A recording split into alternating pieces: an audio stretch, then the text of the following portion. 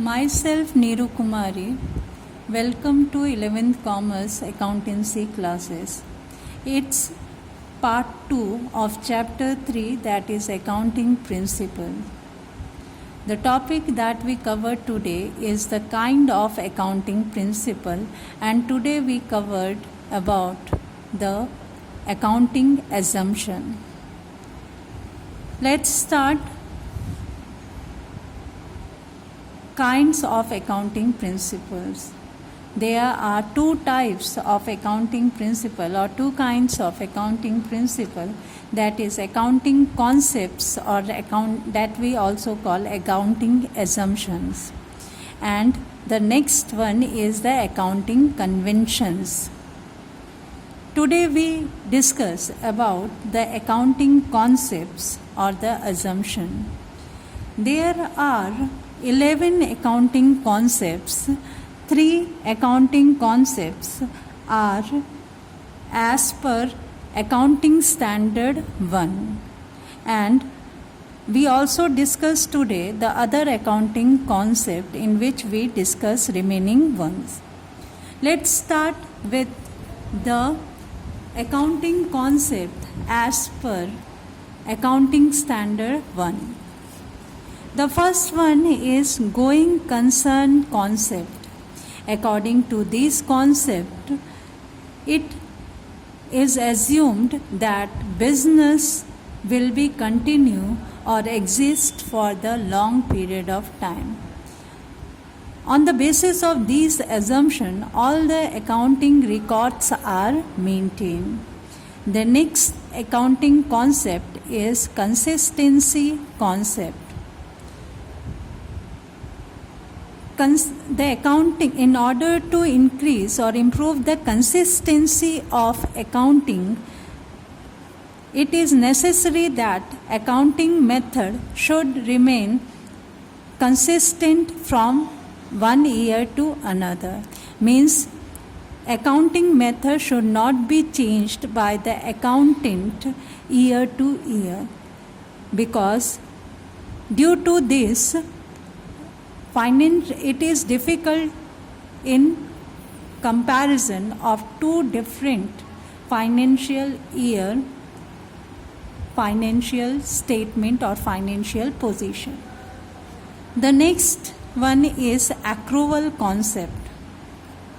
Under this, transactions are recorded when sales are made or services are rendered.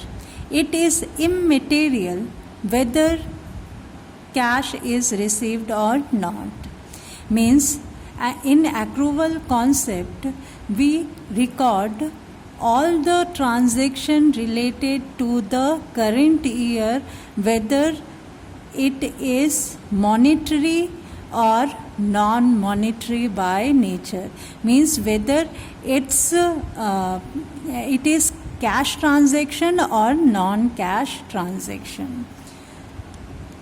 Let's start with the other accounting concept or accounting assumptions.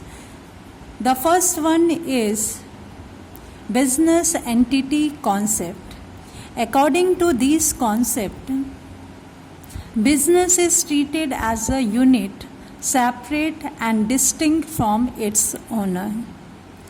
Okay, means there is a separate identity of business firm and the owner of the firm.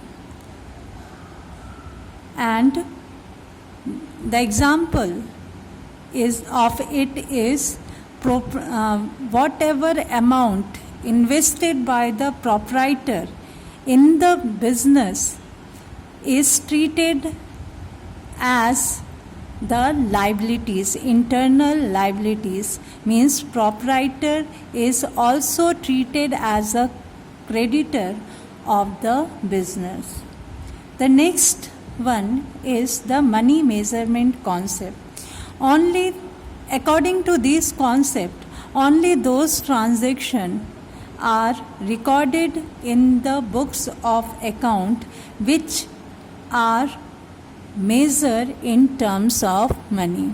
Non-monetary transactions are not recorded in the books of account.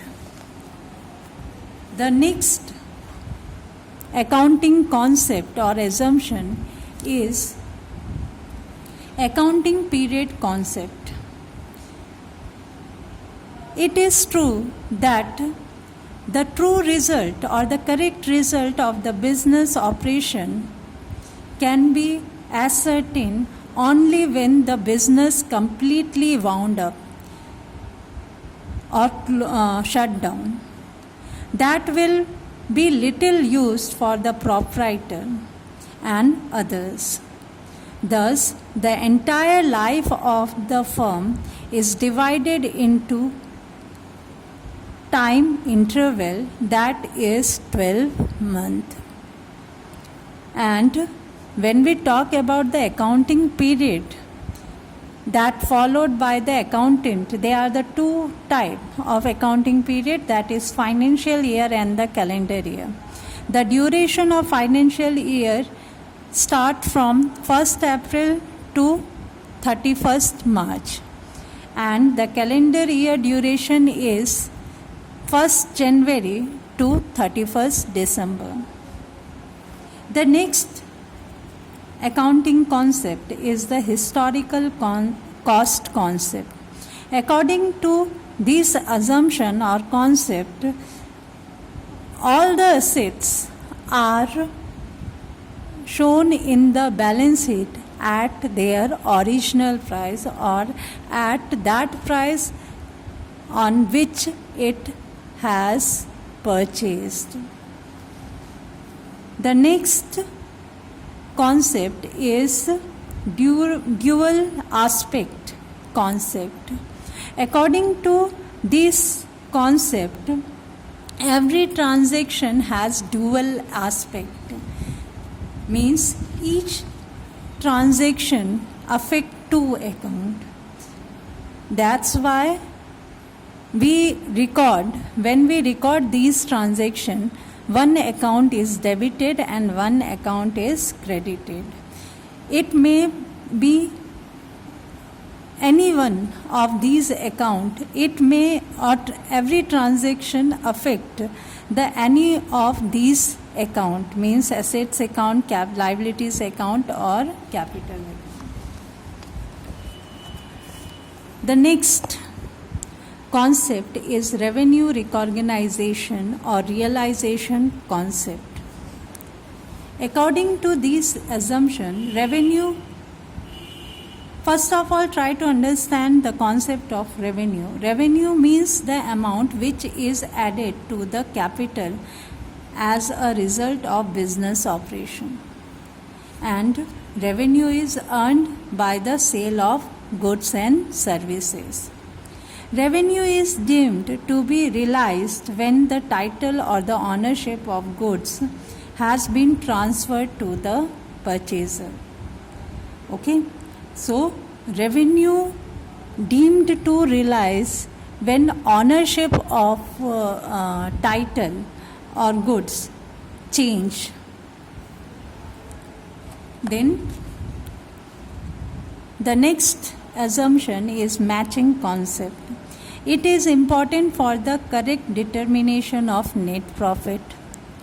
This concept is important for correct determination of net profit. It is necessary to match reserve of the period with the expenses of that period to determine correct profit and loss for the accounting period.